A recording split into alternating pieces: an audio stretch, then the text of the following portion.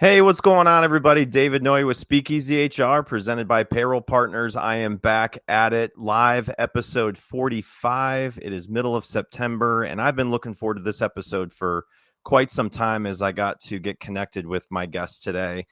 He's a monster of a guest. He founded a fun company called Monster.com, and he's got a new one coming out called Boomband. Jeff Taylor, welcome to SpeakEasy HR. How are you today? Hey, David, how you doing? Doing pretty well. What's fun is this the planning. Like we talked 4 months ago, we talk about doing a little pre-spot, and then another 3 weeks passes, and here we are. And in the meantime, you're in my LinkedIn. We're developing a friendship. It's been really, really cool. Yeah. No, it's been awesome, and this is what this is all about. So coming in, hanging out, having fun on a Monday, live on LinkedIn and YouTube. So again, for those of you who have never watched SpeakEasy HR, I started this last year as just a project idea in my head that I live in the country of bourbon. I live in Kentucky. I enjoy bourbon. I enjoy vintage bourbon. I enjoy HR and business. So why not just blend it all together and make a podcast and talk about a variety of topics that everyone can learn from, especially somebody that's had one of the most successful job boards in the history of job boards, back to when the internet really wasn't even a thing. So I want to get into that a little bit. People that don't know you much, Jeff, other than obviously Monster.com, is what you're probably mostly well known for. But the chat section is open. So if you have a question, chime in, engage with us. We like that engagement. We're going to be playing the envelope icebreaker game coming up. So Jeff, if you just want to tell a little background about your upbringing in the Midwest, now you're out east, and you were in Chicago for a while. You've been a club DJ, and you've just had some really interesting situations and experiences, as we were talking before you came on. So, having the world record water skiing on a blimp, and the snow maze at the Olympics in 2002, right? So. Yeah. Just tell everybody a little bit about yourself that haven't really heard you on a podcast before. Where do you start? I don't know. I'm a preacher's kid. My dad was a minister, couldn't keep a church. He was too liberal, ended up being a professor. So we moved around from church to church. Ultimately, he went to Rutgers and then got a job at UMass Boston. And that's what brought me east. I am probably not a great student. I'm ADHD and probably dyslexic in a very minor way. I had a hard time reading when I first started. Sounds terrible, but the thing is that what it did for me was it gave me that extra push to learn how to comprehend and how to read in a way that I don't read fast, but I read deeply. And that's probably been a game changer for me as I've gone on to my version of I'm an inch wide and miles deep with the things that I care about. And that, however my brain is wired, has been perfectly aligned to learning everything about a subject. And, if you look at the career space, the talent space, this has been one of my loves really for my whole career. Started as a recruiter, and I placed, technical equivalent of developers today, programmer analysts. And then I worked in an ad agency that specialized in human resource communications. And then I owned my own agency. And then through clients' feedback that the newspaper wasn't working, then actually founded this little idea, which was called the Monster Board, which then was a game-changing event. And so I'm kind of fast forwarding through some of my early struggle, which defined me, and then ultimately probably created the Jeff Taylor that's kind of still rattling around, coming up with ideas. Yeah. And you had your resume on the internet, the first resume on the internet, correct? First resume, right? Yeah. So when I started the process, I was placing help wanted ads in about 300, maybe even more newspapers, mostly in New England, but, reached into New York and New Jersey, Philadelphia. So I was East Coast. And I had an opportunity I had a very big client that was called Wellfleet Communications that basically said, I'm going to leave your agency unless you can help me figure out how to solve this problem. And I'd been placing full page ads in the Boston Globe for this customer. And my dad was at UMass Boston. He and I had email addresses very early, like in 1992. And I had a UMass email address so we could talk over email. And I started reading about bulletin board systems. And that was the initiation of something. Engineers were on these bulletin board systems. There was no web at that point. And I decided I was going to build one. And the idea for the monster board, it was a big idea, a monster idea. And how did I apply that to a bulletin board? And it came out the monster board. And that was our first name. This is a well-known story, but went to a coffee shop very early in the morning after having a dream and drew out the interface, which I have, which is been the basis for our 2 patents, and also has protected other well-known companies that have buyer-seller marketplaces with the prior art that I created. And so this was the very beginning, only 175 or 180 websites when we started. And by the time I knew I had to register Monster, we registered the web address monster.com, and we were the 454th.com. So the very, very beginning, we titled this working together and, kind of crossing the monster chasm, based on a book by Jeffrey Moore, Crossing the Chasm. And I always like this idea of the innovator and this idea of how do you work from the early adopters to the massive middle to the laggards. And that book for me early on changed my thinking about the way we positioned, the way we marketed. And I just picked it back up. And it's still relevant. I just kind of skimmed through it. And some of the anchor points I still believe today are things that really are game changers for a startup. So I'd recommend it, even though it's a 25-year-old book. So. Jeffrey Moore, Crossing the Chasm. So if anybody's looking for a new book, there you go, from Jeff. So I put the first resume and the first job posting on the World Wide Web. There was a counterpart. It was called Online Career Center. Also had a similar threaded conversation, threaded discussion that was happening in the Midwest. And we got together and ultimately the monster.com story formed in late 1998 before we went on the Super Bowl in 1999, where we merged the Monster Board and Online Career Center and actually created monster.com formally. And so that's the original history. Very cool. Well, thanks for sharing that. I'm sure you've said that a few times in your years and being on LinkedIn, more active on LinkedIn, which you were actually in the process of buying LinkedIn back in the day. So that didn't go through, and maybe that was a blessing or not. But what got you to that situation where you were about to buy LinkedIn back then? I would say that's probably overstating it. I was watching, we had created Monster Networking. Monster Networking structurally was going to be a third leg of the stool. I had jobs, I had resumes, and I wanted that third product. I had struggled to, if you look, jobs was 65% of our revenue. Resumes was about 30% of the revenue, and all the other products were between 5 and 8%, no matter what we did.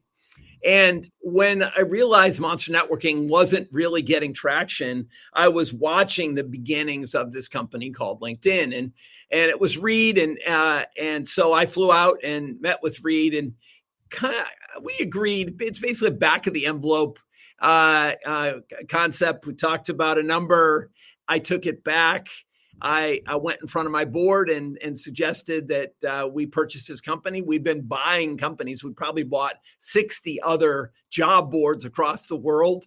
And many of these companies had copied Monster. And so it was very exciting to go into a market, go into Germany or go into London or go into any number of different places in Asia, and to purchase companies that that really complemented Monster very well. And so LinkedIn was a natural, just kind of next acquisition. They were losing more money than most of the companies that we were looking at. And so it would have been a dilutive deal, even buying it with Monster stock and cash. And my board turned it down. And so that actually changed the trajectory, kind of like you say, because after that weekend, I gave my notice at Monster, deciding that the board knew more about running Monster than I did. And so it was time for them to show their stuff, and I was going to move on and do some other things. And so I left in 2005 and went off and started a company that was called Eons. Got my butt kicked by Facebook, which was I built a social network for baby boomers, 50 plus. And what was crazy is Facebook was going from colleges to high school. I thought that positioning was really good. And then as it turned out, the high schoolers taught their parents how to use Facebook. And it took me maybe 3, 4, 5 months to realize that it was costing us more to get our users than we could make on them. And so the reality was I got a very good learning experience from that. And then kind of to maybe finish the arc of my career to date, I got recruited by a company called Bridgewater and to go work on for a company that Ray Dalio formed, which was down in Westport, Connecticut. And I went down and met with their group, and I was kind of on garden leave from selling Eons. And I didn't do very well with Ray, but I did well with the rest of his team. I got offered what they called a try-by, which was an executive position, but it was maybe a 6-month trial. And I sold my house and I moved to Fairfield with the idea that I was going to work for Ray and see if I could learn some things from Ray.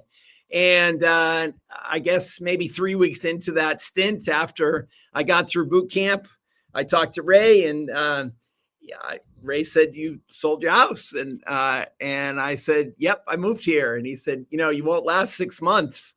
And I said, "I'll work for you for 10 years," and that's exactly what I did. 9 years and 11 months and 13 days. Wow.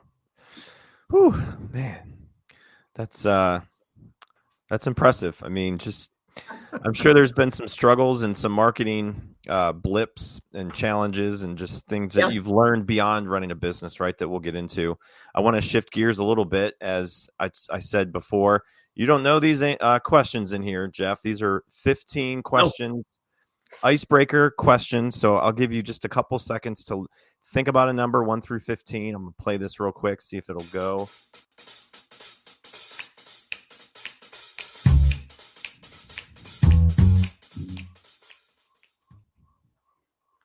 Okay, how about 10? 10. Give me 10. All right. Jeff's got number 10. What do we got? This is if you're in charge of renaming HR, what's the funniest yet oddly accurate title you'd give it? I mean, today I'd call it talent upside down. Upside down. There you go. Because we're in this crazy process right now where it's sort of like a new age of enlightenment for talent. I think everything is going to change. I think the sight lines are changing. I think the kind of ground under your feet is changing. And to some extent, every HR person is also a seeker. In the Boomband terms, which we'll talk about in a minute, I call them players. And so I start thinking about the whole world is basically, I think it's going to shift. There's a lot of drama around will it or won't it, but I think in the same way that you saw with the internet, there was a lot of trepidation at the beginning of the process. It was sort of like the perfect storm when the internet formed. We can talk about some of the specifics, but those same kind of storm-like characteristics are here now. And I think the reason why I would say turn it upside down or inside out, or maybe it's both, is because we're going to have to look at things differently. And Yeah. I see the pressure that AI is creating. And the first pressure is it's just like a chaotic scramble. And the reality is once that starts to level out, you're going to see that jobs are going to be different. I think our career trajectory as we know it today is going to change. The idea of learning how to learn again, which is very exciting, but some people grok it and some people don't want to. And so I would say HR is going to be in a conundrum because HR has classically tended, I'm going to be kind of generalize a little bit, to be a little bit slower, sort of like back in the day, you would say choose IBM because there's going to be very little risk in choosing IBM, right? And now I would say you cannot stay on that type of a course. You're going to need to reinvent yourself, reinvent the department that you work in, reinvent the teams that you work around. And I think it's exciting, and that's where my name would be. Yeah. Yeah. I love it. We're going to shift gears and get into your topic. So just a couple of words from our presenting sponsor, Payroll Partners. So if you want to grab a drink, take a quick break. We got 57 seconds, and then we're going to get into your topic, Jeff, crossing the monster chasm, and going to pick your brain a little more. We're live on LinkedIn and YouTube. So if you are watching live, we do have an audience that I know is watching. So if you have a question for Jeff, throw it in the comments. Would love to hear from you. Be back in 1 second here, or 1 minute, Jeff. Hold on 1 second. Okay. Finding a new employee takes time and money. For one position on a single job board, you could easily spend a minimum of $5 to $10 a day advertising a job post. It's worth noting that the average time it takes to hire a new employee is 36 days. However, it can take longer than that. You could find yourself paying hundreds of dollars a month for a single job board. And if you're using multiple job boards for multiple positions, this could add up to thousands of dollars a month. There is a much simpler and more affordable way of finding the right candidate. At Payroll Partners, we offer an applicant tracking system to help manage your hiring process. Our ATS is customizable, allowing you to decide which days you want to run the job and when to close it so you don't break the bank. And this feature lets you e-blast your network, posting jobs on multiple boards at once, all managed in one location. Payroll Partners, elevating your payroll and HR experience. There's a lot of platforms out there, Jeff, as you've seen and developed over the years. So if you're fed up with bad service, would love to talk to you. Look us up, payrollpartners.net, and see if we can help you. So, all right, Jeff. So we talked months ago and picked a date for you to come on live, which we are here, middle of September, and you're just a bank of knowledge and marketing and things that you've learned from and what you have, learned along the ways with Monster. So I love your topic, and I love what you have done. You had mentioned some of the things that having a world record in water skiing with a blimp. So I want to start there. Like what got you to do a water skiing world record with a blimp? Where did that come from? Whether you're a payroll pro or an employee wanting to understand your paycheck better, we've got you covered. Tune into It's About Payroll for expert insights on payroll trends and compliance, or check out It's About Your Paycheck, the go-to podcast for employees looking to understand their pay and rights. 2 great shows, 2 great hosts. Listen now, brought to you by Work Defined, where payroll meets clarity. So one of the things, when you have a profitable company that is changing the game, and I ran this company, Monster, with the idea that we were going to, there was a better job out there. There was a life ahead of kind of where you are. And so it was important for our brand to live those values.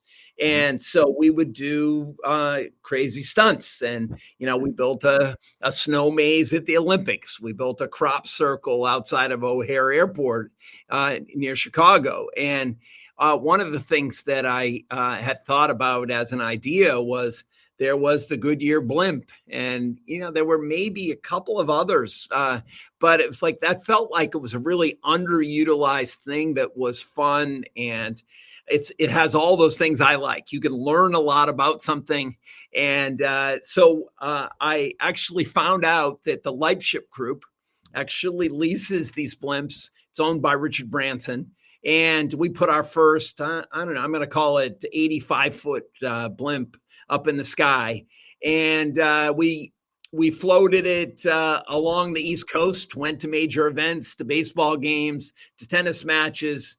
And it had a big monster on the side of it. It was great. And I loved it. As a medium, it was big, not scary. It was exactly like I wanted our brand to be. And so I went back to the Lightship Group and said, look, we're trying to get our blimp across the country to events. It's expensive and it's a lot of flying. I said, look, why don't we do 2 blimps? And so the word came back from Richard Branson that there were just a few blimps that were in the fleet, but one was going to come available and that they would let us put a second monster blimp in the sky. And he said, but I have a challenge for Jeff. So I was like, okay. And he said, I want to see if he can beat my world record water skiing behind a blimp. And I was like, in the meeting, and this is a bit of what I'm like, I said, sure, I'll do it. Yeah. Why not? And I wasn't talking to Richard Branson. I was talking to the Lightship team. And so next thing you know, I was in New York City. My assistant called me and said, you're going to Panama City, Florida next Tuesday. It's like, what am I doing? And she said, you're going to go water ski behind a blimp. And I was like, oh, shit. What is happening here? And I said, by the way, what is his record? And so she went and checked, and it was 1.3 miles. And I'm not a water skier. Like I'm the kind of person that gives the thumbs up, gets pulled out of the water, maybe gets out. Like I've been around a pond 6 times in my life. And so as any good CEO would, that's interested in putting themselves out in front of their brand, which is the kind of CEO that I was, I said, sure, I'll do it. And so next thing you know, I'm in a hotel room in Panama City, Florida, and there's a wetsuit on the bed, and it says, we'll see you at 7:30 in the morning. So, I did what you would do in a hotel room. I put the wetsuit on, and I realized it didn't fit, wasn't right. And I was sort of bummed, but it was like, I don't care, whatever. So I went down next morning, and 2 of them were cracking up right away as we met downstairs. And it's like, what's wrong? It's like, I had the wetsuit on backwards. I had it zipped up the front. It's supposed to zip up the back. And I was like, okay, I didn't. And then I said, how's this actually going to work? And so the blimp was going to fly overhead, 200-foot rope with a handle on the end. I said, okay, I need some gloves. And so they got me some gloves. Next thing you know, I'm in the water in the bay in Panama City. And the blimp is flying toward me. I've got my skis on, and I'm supposed to catch this rope. And this rope goes right by me. I couldn't reach it. Comes back around. I get the rope. It's like zinging through my hand. And then all of a sudden I'm on the handle, and it pulls me up. I went about 30 seconds, and there was a big barge wake coming across. But it's like a 5-foot wake in a relatively flat area. And I just yard sailed. In front of me, there were 3 boats. There was 2 small boats and a big boat. And I was like, okay, I could see my team on one of the boats. The big boat is going to cut the wake, and the smaller boat had the scuba guy on it. I was like, what's that guy for? And that guy is going to come and save you if you're at the bottom. And so I wipe out. I come up sputtering, and there are no people on the boats. And I'm like, what the hell? And they're crying so hard laughing that everyone is just bent over laughing. All right. So next time around, I get up, I ski 3.3 miles. And it was, I wouldn't say it was a big athletic feat, but it was so fun. And at some point I'm like, okay, I think I heard a bullhorn, and they said, you've passed the record. And I went on and on and on, and then finally dropped down. What I didn't realize is they picked me up at the main boat, and immediately when I got up onto the boat, they were interviewing me live. And I hadn't I hadn't actually thought about anything that I was going to say. You can obviously see that's not a huge problem, but I'm talking about, trying to compare some of the exciting kind of athletic moment with the idea of taking risks in your career and trying to make it so it sounds good. Richard Branson calls a phone at one of the Lightship group, talks to me, and he says, I don't know whether to be mad at you or excited. And he said, you beat my record. Clearly, he said it on a Baywatch episode, which I thought was actually hilarious. And he said, but it's going to be great for the brand, especially in Europe. And it turns out that it really was, because the headlines, like a full page ad in USA Today, but the headlines around Europe as I was expanding the Monster brand into 19 European countries, it was huge. And this was an employee moment. I had 800 employees at headquarters at that point. All 800 were in my main, what we called the Monster Den, listening. And so it has so many of the things that I love about marketing. It's an actual event. It's getting great coverage. It really kind of propelled our brand forward. And for me as a leader, it gave me a chance to show that I could take on the challenges that it took, not just to run the revenue and to make sure that the business is growing, but the overall picture of a CEO of a growing company like Monster. Yeah. Wow. So you have one world record? You have more than that? I don't even have that world record. They then went on and I don't know, one of the reality shows had blimp water skiing on as a challenge, and it was our blimp that did it, but somebody beat the record, which was fine. That is my only world record. Okay. Oh, well, let's shift gears a little bit, because I think something that you said earlier about people rebranding themselves as they're looking for new jobs. Everybody in the market at some point is going to be looking for a new job. You rarely see someone staying at a company 5, 10 plus years. My kids are teenagers. I'm trying to tell them what to do, or not tell them what to do, but give them guidance on where to potentially have a career, and they'll have to job search. They'll have to be on job boards. They'll have to network, right? So as you are an entrepreneur, and just the way that you have ran businesses and have failed and have been successful, how would you define an entrepreneur based on everything you've learned up to this point? Wow, I wasn't even sure where you're going with that. So I guess my definition of an entrepreneur is when everyone around you thinks you're crazy and you still think you have a good idea and you act on it.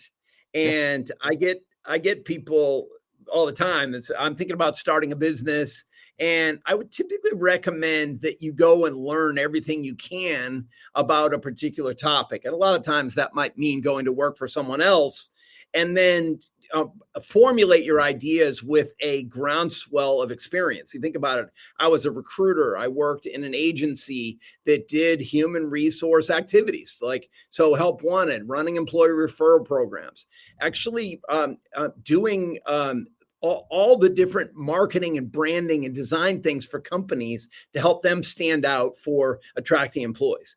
And then I had my own agency, and I learned how to build that leadership team and how to build a reputation in the marketplace.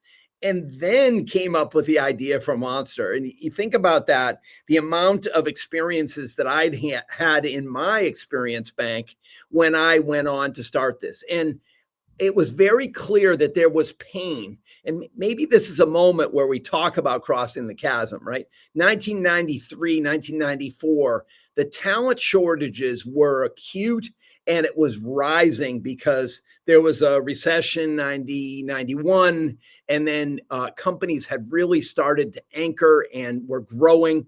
At the same time, H-1B visas were approved. And so the idea that you actually could hire people that were from outside the country became, there was a kind of greasing of the skids to make that happen. The World Wide Web formed in 1994. The first free email was in 1994. So if you look at the combination of the unrest in the market Companies weren't happy with the recruiting solutions they had. The actual seekers weren't happy because they weren't able to get jobs because things were very regional and the shelf life of the help wanted section was very short. So you basically had your resume was snail mail. You would typeset your resume and you would put it in an envelope and send it off to a company, a black hole then, right? And job postings were in the newspaper one day a week, and they were expensive. And so the entire market was both exploding with technology, unhappy clients and seekers, and it was the perfect storm for introducing Monster. The other thing was you had Alta Vista and you had Lycos and you had Yahoo and you had the beginnings of Google. And so you had this very similar to, if you look at, you have OpenAI and ChatGPT and you have Perplexity and you have Anthropic with Claude and you have Grok and you have Gemini and you have in this same battle today, but it's all about the infrastructure. You know, they call them transformers today. Back in the day, these were all the search engines, and this was all the infrastructure that was going to sit under the application that we built, which was Monster. And so we were one of the first applications to sit on top of that. You know, I think one of the things about building a buyer-seller marketplace is we had to track the companies and we had to track the seekers. It was not easy to do at the beginning. It's a painful process. I remember my first salesperson in tears in my office, basically talking about her experience, explaining the internet to a client, and got done with like the 45 minutes. And it was just starting to talk about Monster. And the person was like, thank you for the meeting. I appreciate you teaching me about the internet, but no time or really interest in trying to figure out what our solution was. And never heard of it. Something crazy called Monster or the Monster board. I don't know. Had these characters running around, you know, it was hard work at the beginning of this process. And there's not a lot kind of written about that first struggle, but I can remember I don't know, Adweek did an article and I had 1,000 people. I didn't know if it's 1,000 page views or 1,000 people that had visited. I just knew I had 1,000. That was the count coming off the server. And we didn't have any of the tools that we have today. There was no Google Analytics. There were no ways to really get precise like there are today. And then if you jump ahead 3 or 4 years, we had established our market share. We were on our way really to building out maybe 65 or 70% market share in this space, and then needing to press the accelerator. And it was at that point where we were starting to make the transition where Help Wanted was going from the newspaper to online, when we pressed the accelerator, did a Super Bowl commercial, grew 20x in that year. And you actually saw our footprint expand. It allowed us to launch in London and to continue that expansion into the other European countries, as I talked about. And then you started to see other competitors form. LinkedIn formed, Indeed formed, and different models started to emerge. And so that was probably the first time that Monster was really feeling the heat of the competition. At that point, the massive middle of the crossing of the chasm was kicking in full speed. And so you'd gone from the innovators to the early adopters. In that massive middle, we basically just grew from 80 million to 400 million, on our way to 1 billion and on from there. And we were hiring salespeople. I can remember doing a back of the envelope calculation with 6 salespeople with Andy McKelvey, who was the person that I had sold Monster to, which is maybe a different story. And we decided, look, we could hire 1,000 salespeople with this calculation. And we went about and started to do that. And I don't know, 6 months later, we had added 100 salespeople. And, you know, today, when something like that happens, it's a company that's really on the move. In 1995, 96, 97, if you're growing that quickly, I think we grew to about 2,000 salespeople. And so if you look at the impact that we were having in the marketplace, it was crazy. Now, the laggards coming on also sometimes it times out with the fact that Monster started to take its eye off the ball a little bit. It's kind of printing money. I've left at that point. The leadership position doesn't just get awarded to you because you decide. Indeed's model, which was a CPC model, and free jobs was a brilliant strategy to run against Monster. I think in other countries, Stepstone in Europe and other companies, JobsDB and others, Naukri in India started to rise. And it was clear to me that Monster was in its arc. And, that's a classic arc that finished with Monster selling to Randstad. I don't think that was a great move. Randstad is a huge staffing and talent agency. And by selling to one big player like that, the other players start to move away. That's not good for sales. And then ultimately it was 51% bought by Apollo. And then you see the kind of selling off of the assets. Monster still lives today through Bold. And I hope it has another chapter, which would be exciting. But that is the crossing the chasm of the experience that I had. And some of it I wasn't there for. But my love for this brand is very strong, has always been there. Yeah. So everything you've seen in this industry and bringing Monster up to where it was when you left and kind of seen what's happened since you have moved on, how have you seen the job search process change the most dramatically, and how do you see it moving forward with your new launch of Boomband? And seeing what that looks like is very exciting to me for a few reasons. But what are some of the things that you have seen dramatically change the most?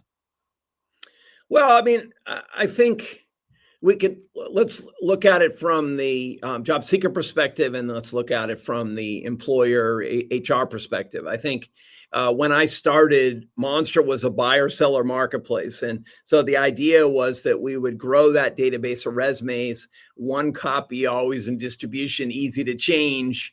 And the same thing for the jobs. The jobs were in one place. And that was naive on my part, because now those jobs are distributed to hundreds of both large and niche job boards. There's an entire business that formed to maintain the amount of traffic of people applying for these jobs. As more and more companies came online, the need to manage that traffic happen, and that's your applicant tracking system and your CRM and your HRIS systems is all about the intake and the ingestion of these applicants. Since I left the industry, the programmatic industry formed, which was basically taking the job signal coming from a company, job posting, and actually distributing that out maybe in a more democratic way and a more strategic way out to larger boards and smaller boards to try to both entice different kinds of applicants, but also to throttle that flow based on more and more people, companies that were in between the talent and the hiring managers. And I think at some point here, a couple of macro events that happen in the middle of this, obviously the economic cycles and the little bit of a struggle that we're in now, the pandemic, and the kind of pent up demand that was created where you had, for a hot minute, 20% unemployment. And then the kind of bounce out of the pandemic where you went to 3% unemployment and you had, millions of jobs were created in a blip around 2001, 2002. And then that has cooled to kind of pre-pandemic times. And so the market feels soft now. For the first time, maybe in many people's professional careers, you actually have a higher supply and lower demand in a way that's very uncomfortable. I think a market at 3.3% unemployment is a fully employed market.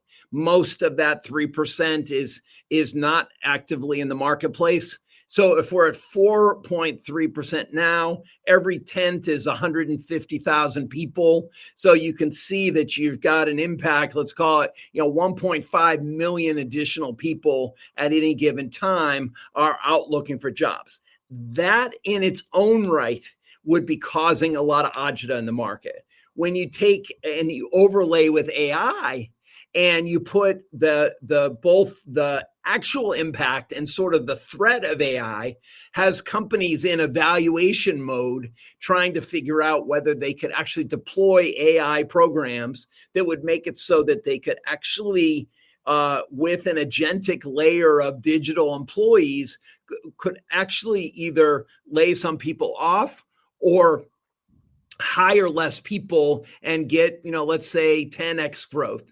And so this marketplace has created an environment for change. I'll talk about Boomband in a second, but there's three things I really like about the AI scenario that we're in right now. The first one was last fall, everyone was saying AI is not going to take your job. Someone that knows AI is going to take your job.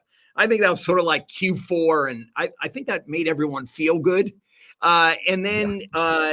Then McKinsey came out with a report and said that we're going to have 30% more productivity because of AI by 2030. And that was kind of like the Q1 report, right? Or that was what people were talking about and saying that, okay, so we're going to have 30% more time to be more productive, to do human things like we do. My own view is that 30% is going to impact in two ways. One is I think we're going to lose employees. Let's call it 30% because that's a little bit dramatic. And the 70% that are left are going to have to be 10x more productive in order to match the kind of expectations for growth I think they're going to have in an agentic future here in the short term. Now, there's one other factor there. Like we're very much in kind of a skill-based movement right now where there's an awful lot of focus on people's skills. I think the idea that you don't necessarily need a college education and you're seeing job postings now, 60% plus are now starting to drop the college education as one of the requirements for a job posting. I think the reality in hiring is much, much lower than that there's still a reflection that a college degree is part of that rite of passage. But I think that will continue to soften. And the second thing I'm seeing, if you look at the years of experience that you have, I think you could have 10 years of experience 1 year 10 times, or you could have 10 years of cumulative experience, or you could be a coordinator carrying, Python bags for other full stack developers. I'm really just funning here, but the idea is you might have Python on your resume and it not be actual Python coding, but yet the keyword applicant tracking poll is actually identifying that keyword. And so what we're seeing is we lack some sophistication, so some of those people are getting through. I think that we're going to move forward to what I would call kind of AI shapers. And what you'll have with AI shapers is people that have more generalist skills. They're good problem solvers. They're good critical thinkers. They're creative. They're open-minded. They've got the right mission and also philosophically understand where the company's going. You put that kind of person in place to help you manage the humans in the system with the digital agents in the system. That, I think, is going to be sort of like the next wave, whereas right now it's a mad scramble for skills. Yeah. My new company, I'm going to build an agentic platform for this new generation of seekers, I call them players, to market themselves.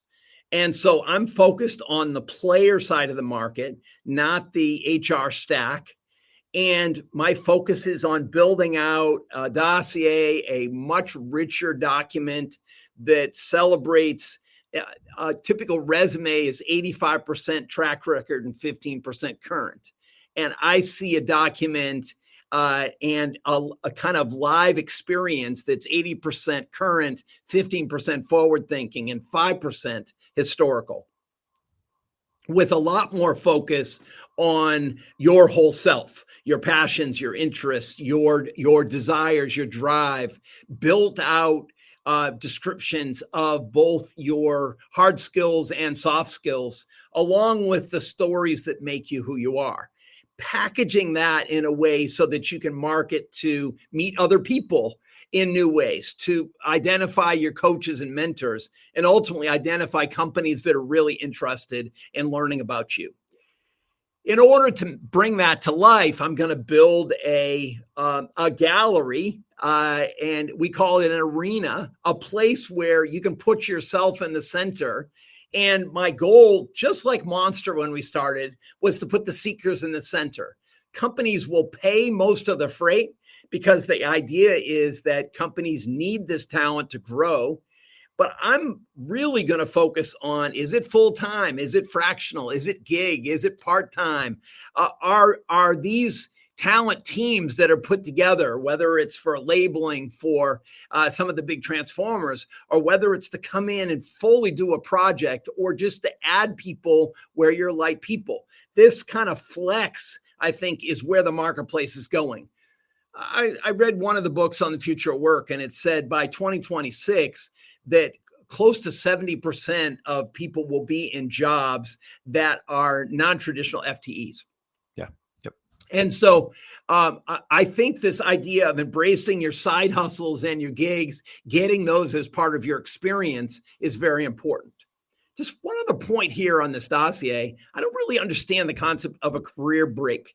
Whether you're a stay-at-home mom or dad, or whether you are taking care of your sick mom for a year, or dad, the idea that you're on career break, why wouldn't you be head of caregiving or CEO of household? Why can't I assign a set of attributes to that make it so that you can pound your chest about the importance of the learning that you've had in these moments, as opposed to feeling like you've been out on the sideline and you're just ready to get back in the game, but you don't really know where to plug yourself in. And I think this mindset is going to shift as we become more focused on our abilities, and we're going to have to find the balance of our strengths, our values, abilities, and skills, and how do we align with the AI agentic future that's coming our way.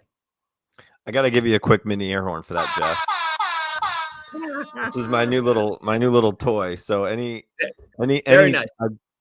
Anytime I find a good spot in the episode, I'm going to give that to you, because I've seen what you've done with that arena, and I told you you're going to maybe take down the dating apps out there and the dating sites, because people are going to find a collaboration of people that are they're looking for jobs. They have different or similar interests, and it's just it's crazy. Sorry, I had one of my HR leaders go slow at the end of a presentation and say, I just have an observation that I'd like to use this as a dating app.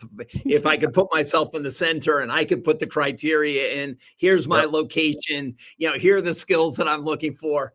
And, I think I want to make sure that I shout to the companies as well, because we're getting close to 200 scouts, we call them, that we've had into our system. I think you joined one of these presentations. And it's been fascinating to see how we'll partner with the companies so that they can take jobs. Job posting is a very old concept to me, 300 years old. And the idea of putting an announcement out in the marketplace and having random people come and apply and having to sort through the hundreds of people that apply. I'm trying to change this to create a job signal in the arena and position your company and the job you have open against the top performing candidates in our system, and to switch the paradigm around. So you're actually building a slate of people that are a good match for your role and also are expressing interest. to kind of be a hybrid between the classic direct source recruiting firm and the old style job board that's basically falling away very quickly. Right. How long have you had that idea about this new concept? I started working on it. I was a ChatGPT user in 2023. At the beginning of 2024, I went to Phoenix, Arizona. I rode in someone else's car. It was a Turo. I stayed in somebody else's house. It was obviously an Airbnb. Someone else did my grocery shopping for my team while we were at the conference. And I came back and spent about 2 weeks, audited all the competitor firms that I saw in the space. And generally speaking, people were still working off the original patents from 30 years ago. And I felt like there hadn't been enough change in the marketplace. Lots of bolt-ons, lots of new features in the HR stack. But the idea of actually turning the sweatshirt inside out or upside down, tie that in, I think is very exciting for me to think about. Okay, the resume is so tired. It's exhausted. It's a pile of keywords and performance statements. What we can do better than that. And the seeker players deserve more because there's so much talent here that just gets thrown in the waste bin. And how do we kind of bring these people to light? And I think on the employer side, this idea of creating the signal is so important. So I've had this idea forming. One copy, always a distribution, easy to change, has been a dream of mine for 30 years. And the idea that right now you apply for a job, your resume digitally goes off and sits in some bin somewhere at a company, like it's gone. You've now gotten married, you've moved to another city, you've had 2 kids, you have moved jobs 4 different times, and that old resume is still sitting out there as exhaust. The same thing's true of jobs. You post a job out in the marketplace, 10 different companies scrape that job from wherever you put it. It goes off to other sites. It's gone from your control, gets scraped again. Somebody finds it as a new job 5 months from now, is so excited to apply to your company, and then applies. And then as someone who's a recruiter or a TA on a role, you're like, I filled this role 6 months ago. What is this person doing? And it really has nothing to do with the seeker, right? I was talking to a seeker yesterday, 2 days ago, had applied for 900 jobs. Right. And like 300 of the jobs had gotten turned down. 300 of the jobs had not responded at all. And some of the jobs had actually said that they're waiting in the process. Only like 17 of those jobs had turned into some form of interview. And one of those interviews is with a bot. It's with a robot.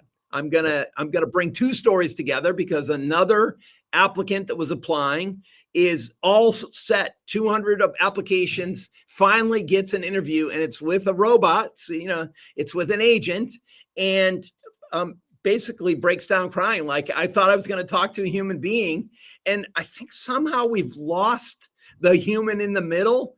And a big thing about our arena is the agentic systems run underneath. They're transparent. You know exactly how they work. Whatever you build is your signal, is what we're going to match against.